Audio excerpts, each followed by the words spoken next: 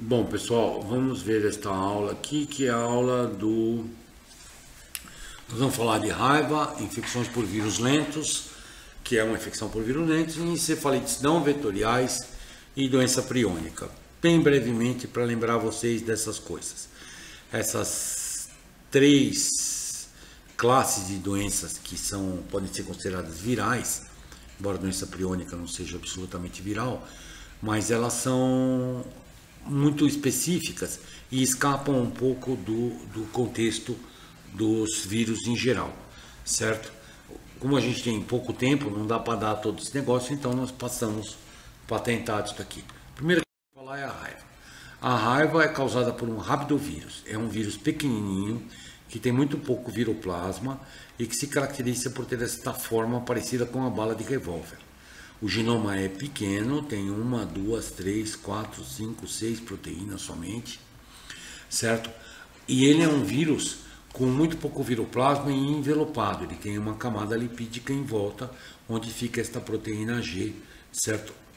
E é a proteína que ajuda o vírus a sair da célula.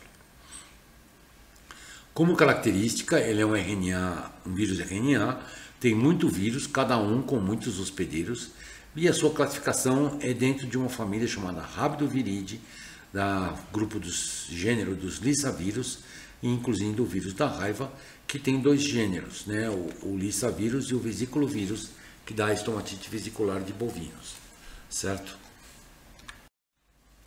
Bom, como é que funciona o vírus da raiva? O vírus da raiva, uma vez caído na circulação, certo? Ou em contato com a placa motora do músculo, na mordida do cão, ou na picada do morcego, ou por qualquer motivo, ele vai ter uma adesão com o receptor nicotínico de acetilcolina, que é este aqui. Então o vírus é conhecido e tal. Aí nesse momento ele vai fazer uma fase de entrada na célula e de eclipse, que a gente chama quando ele desaparece, certo? Ao entrar na célula, ele vai liberar o seu mensageiro, que vai ativar um mRNA policistrônico, que vai fazer 5 proteínas e vai sintetizar essas proteínas usando o sistema de síntese do hospedeiro. Esse sistema de síntese vai fazer as proteínas estruturais e que vão ser montadas na superfície celular, certo? Geralmente montadas em um adequado processamento no começo da infecção, mas que mais tardiamente vai trabalhar com alguma coisa de complicação para fazer a síntese. Então, eu reconheci o receptor nicotínico, absorvi, penetrei, invadi, fiz meus RNAs e minhas proteínas, comecei a montar tudo isso junto e monto na forma de bullets para sair da célula. Quando esses bullets saem da célula, a proteína G termina o processo e elimina o vírus completo para o hospedeiro. Isso causa um sofrimento muito grande do neurônio, que é a célula de crescimento dele, que vai ser transportada, porque este receptor que está aqui é um receptor da ponta do neurônio lá no músculo, onde o neurônio controla a função do músculo. Isso vai ter que ser transformado, esse RNA aqui, vai ser transformado de volta até o corpo celular do núcleo que está lá atrás no DNA. Corpo celular.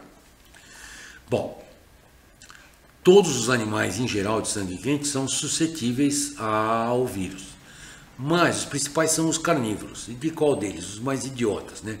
Cães, coiotes, raposas e lobos. Gatos também estão aqui. Gambás e morcegos também são. E parece que os coatis e os mão pelada têm uma diferença de sensibilidade, são mais protegidos. Tá? O vírus está presente nesses animais infectados na saliva, no sistema nervoso, na urina, leite, linfa e outros líquidos biológicos. A doença leve só ocorre em morcegos. Todos os outros sofrem doença uniformemente letal, mas muito lenta, dependendo inicialmente do tipo de contaminação e do transporte axonal que tem. As duas formas no final são hidrofóbica e encefalítica. A hidrofóbica é acompanhada de delírios e outras coisas antes. Isso acontece também nos cães, coiotes, raposas e lobos. Então, o cão rábido é um cão que tenta morder outras pessoas porque ele está com confusão mental. Isso aumenta a transmissão, tá? Bom, no Brasil, a transmissão eram antes por agressões e mordidas, certo carnivorismo, em especial de morcegos, E no Brasil a gente tem mania de comer morcego pilado, feito no pilão com paçoca, e aí essa coisa pode transmitir. Tem que lembrar que o morcego geralmente pica você numa região muito distante, certo? Mas vamos dizer como é que funciona. Bom, primeiro, a raiva demora semanas para aparecer. Então, uma vez mordido pelo cão, antigamente, as pessoas sabiam que não sabia quanto tempo o cara ia morrer, mas ia demorar bastante tempo. Então, isso levou ao Pasteur fazer a ideia da imunização, certo? A replicação ocorre em músculo, tecido cognitivo, e vai andando e tem até o transporte axonal até o sistema nervoso central. Aí, quando chega no sistema nervoso central, você vai ter duas formas, a hidrofóbica ou a hidrofóbica mais paralítica. Dependente disso, as glândulas salivares têm altos títulos de vírus, mas um bom cuidado de higiene não transfere a doença para ninguém. Você pode ter corpos de Negri, neurônios, diagnóstico de encefalite, pode ter hidrofobia, que é aquela que tem a fase neurológica aguda, que ocorre meses após a infecção, em que o cara fica apreensivo, nervoso, alucinando, alterado, não quer água, tem medo dela e medo da luz. Nesse caso aqui, ele vai evoluir para a forma encefalítica, que pode acontecer sem a fase hidrofóbica. E o cara só vai ter paralisia muscular, consciência e coma, convulsão, paralisia e morte. Isso aqui é uniformemente letal. Todos os casos de raiva que aconteceram até hoje foram letais. Os que não foram letais, são 2 casos do Brasil, na realidade não valia a pena ter sobrevivido, porque sobreviveu com extrema lesão neurológica. O que acontece é que o neurônio, na fase final, quando o vírus já chegou aqui no corpo celular, ele faz um corpúsculo, ele não consegue fazer os vírus direito e vai acumular um corpúsculo, que é o corpúsculo de Negri. Então, isso dá uma resposta inflamatória cerebral, com esse manguito de inflamação, o cérebro é um santuário, morte neurônio, certo? Olha os corpúsculos de Negri aqui, ó, tá vendo? Esses corpúsculos de Negri, aqui no neurônio mais bonitinho, corpúsculo de Negri, e depois que o neurônio morre, um pedaço do cérebro é reconstituído por células inflamatórias, formando um foco microglial. O diagnóstico laboratorial é centralizado. Nós temos um instituto em São Paulo, o Instituto Pasteur, que faz PCR, pesquisa do vírus no animal suspeito, faz sorologia, não sorologia para detectar anticorpo, mas sorologia para detectar a infecção. Ele vai procurar a infecção no material do coisa com uma imunofluorescência direta. E nós fazemos um controle de saúde pública da raiva animal. Fazemos isso com vacinação de cães e gatos de estimação. Os animais silvestres são de difícil controle, a gente faz necrópsia e pesquisa sempre, principalmente morcego. E o que é importante é que, se você for acidentalmente sofrer um acidente com um animal mordedor, você deve promover a captura e a manutenção viva do que você puder segurar do animal. Põe ele numa caixa, faz alguma coisa, mas não mata ele. Deixa ele manter vivo o animal e em observação até o contato. Porque um animal rápido vai evoluir para encefalite e morte. Não tem salvação, nem para o cão, nem para nós. Certo? Então, isso tem que ser visto porque ele vai morrer 6 meses antes de você. Então, você pode acompanhá-lo. Então, toda a importância é para saber se o animal está. Como é feita a proteção? Você tem vacina. Hoje não é mais vacina, aquela vacina foi exalida, que era uma vacina horrível, tomava 15 doses na barriga, era uma coisa horrível de fazer. Agora nós fazemos com 4 ou 5 doses semanais, acompanhamos a resposta de anticorpo, certo? Muito mais segura, produzida em células humanas, não dói, não acontece nada, e é a vacina mais normal. Nós usamos essa vacina, por exemplo, para veterinários. Você não vai deixar um veterinário, coitado, que vai ver um cachorro, ou uma coisa pode ser mordida por ele, sem um nível de anticorpo antirrábico. Então hoje a gente usa essa vacina para produzir os pacientes. Então hoje a vacina é muito mais segura. Também temos antissoro para produzir, para ajudar a não infectar. Então essas duas coisas hoje melhoraram muito na raiva. Não esqueçam desse telefone, que é o telefone do Pasteur. O sistema de raiva é controlado, tá? Muito bem. No sistema silvestre a coisa é um pouco mais complicada. Quer dizer, eu fui passear em Angola, ou fui fazer alguma coisa em região que tem transmissão de raiva, você pode tomar a vacina antes de ir. É o mais seguro. Existem algumas vacinas que você pode jogar no ambiente, como essa Raboral, que é uma vacina atenuada, que você pode colocar em isca, que fica no ambiente, os carnívoros vão lá e comem as iscas, e aí você fala que você está protegido. Você tem a proteção de raiva por cão, ainda existe hoje na China, na África subsaariana, na África lusófona, nos dois países principais, Moçambique e Angola tem, certo? E no Brasil nós controlamos pela vacinação extensiva de cães, quer dizer, a gente vacina em campanhas. Talvez tenhamos problemas esses anos porque eles não querem mais fazer a campanha, porque diz que dá muito trabalho. Eu prefiro 1000 vezes trabalho do que ter um caso de raiva, mas vamos lá. E os últimos casos no Brasil foram causados por morcegos hematófagos. Não pense que é um morcego tipo Drácula, não, que sai lá, não. O Desmond é um morcego pequeno, menor que uma mão, certo? Ele eles mordem, tem uns dentinhos bem pequenininhos e eles mordem partes expostas do corpo. Geralmente, pé, na rede, coisa assim. E eles comem em bovinos, que também não sentem a picada. Então, ao detectar um bovino com sangramento, porque a saliva deles é anticoagulante, aí precisa fazer o foco de vacinação, para ver se não tem raiva lá. Porque só o morcego não garante que tem raiva, mas se tem o morcego tem a transmissão. A forma de transmissão da raiva garante que ela se mantenha nos ambientes silvestres e tal. Seria fácil de eliminar nos ambientes urbanos, certo? Mas o custo trabalha muito contra nós, porque as pessoas acham difícil proteger para 2, 3 pessoas sobreviverem. Bom, aqui dá para ver bem que a América Central e do Sul tem raiva, a África e a Ásia tem raiva, a Europa e Estados Unidos diz que não tem raiva. Tem raiva também. É que eles não falam que estão... Eles falam que é baixo risco, tá? Certo? Até a Groenlândia, que é um puta geleira, os caras falam que tem médio risco. Muito bom, por causa das focas, né? E da transmissão da raiva a nível de carnívoros do Ártico. Bom, nós temos quanto à raiva. Raiva é a pior doença, é a uniformemente letal. Agora eu vou falar do ebola, que é uma rapidamente letal. E ela tem uma transmissão por contato pessoal. Nós tivemos muitas febres hemorrágicas virais que estão com a gente. Temos a linfocite coremeningítica de 33, a febre de Junin, que foi a febre hemorrágica argentina, a machupo, a Lassa, que foi na Nigéria, o guanarito, o sabiá, chapare, lujo. Esses aqui são principalmente das arenavírus, né? Certo?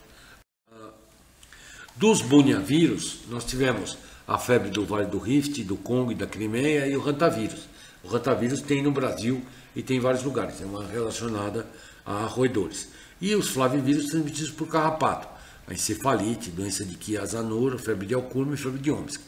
E agora nós vamos falar de duas muito importantes, que são os filovírus, que são a febre de ebola, que todo mundo conhece porque é o ebola mata. O ebola é uma febre hemorrágica típica de contato direto. O filovírus é um vírus segmentado de RNA, com alta fatalidade na África e em bons centros, com UTI um pouco melhor, certo? Então ele mata 70% a 80% na África e 20% a 30% nos centros melhores. Não há tratamento específico até o momento, mas já foram desenvolvidos 2 monoclonais que podem tratar essa infecção. Nós tivemos 20 surtos anteriores, tanto do Marburg e do ebola. E nós estamos agora com um novo surto no Zaire.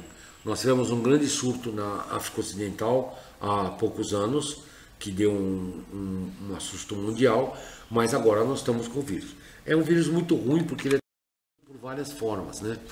Ele é um vírus que geralmente está entre zoonoses em animais silvestres e morcegos, mas os animais podem infectar frutas, caça e coisas tais, e infectar o homem.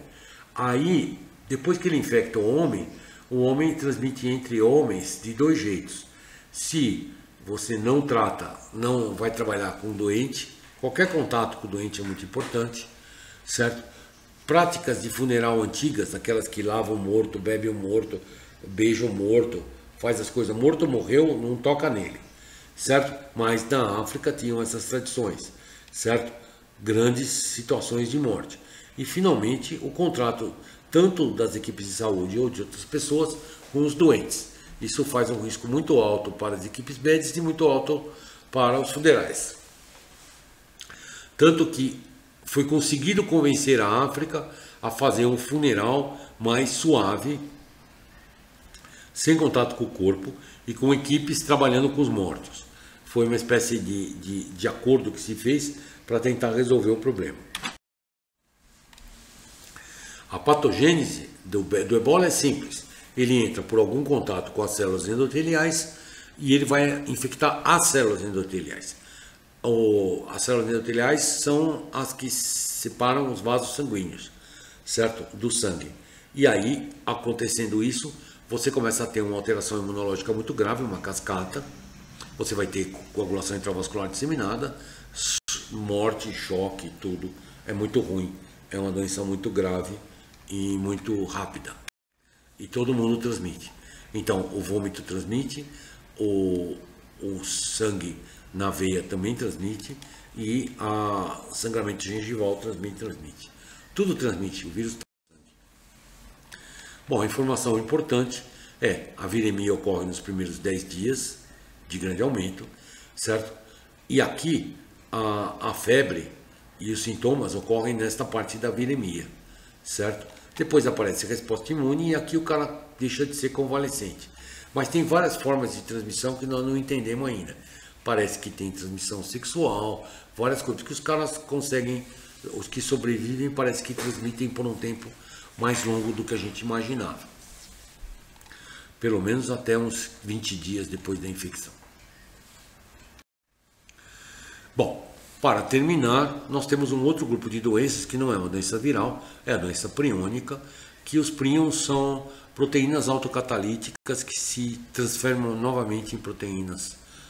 As formas priônicas, ou seja, uma proteína priônica modela um novo príon, certo?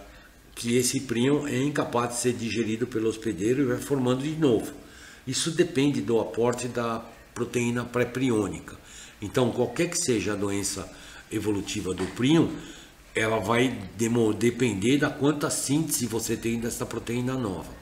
E essa proteína vai sendo depositada no hospedeiro. O nome médico para ela é encefalite espongiforme transmissível, ou doença de Creutzfeldt-Jakob, certo? Existe uma outra forma, que é a Kuru, que era uma na Papua Nova Guiné, que tinha um ritual parecido com ebola, mas eles comiam o cérebro do morto. Então, aí quando eles comiam o cérebro do morto para adquirir as experiências, adquiriam a Kuru e morria todo mundo. Nos animais, a principal fonte de infecção é geralmente a ingestão de carne do próprio animal. Então, na encefalopatia espongiforme bovina, era o uso de restos de bovinos para fazer ração para implementar a qualidade do leite. Então, isso começou a dar encefalite, que é a doença da vaca louca. Além disso, nas ovelhas, a mesma coisa aconteceu. Você começou a usar restos de ovelhas para alimentar ovelhas e isso dava a doença. Então nós sabemos que não pode dar o mesmo tipo de carne, quer dizer, o mesmo tipo de proteína, ou seja, o canibalismo leva à doença priônica. E tem em várias espécies animais tem essa doença.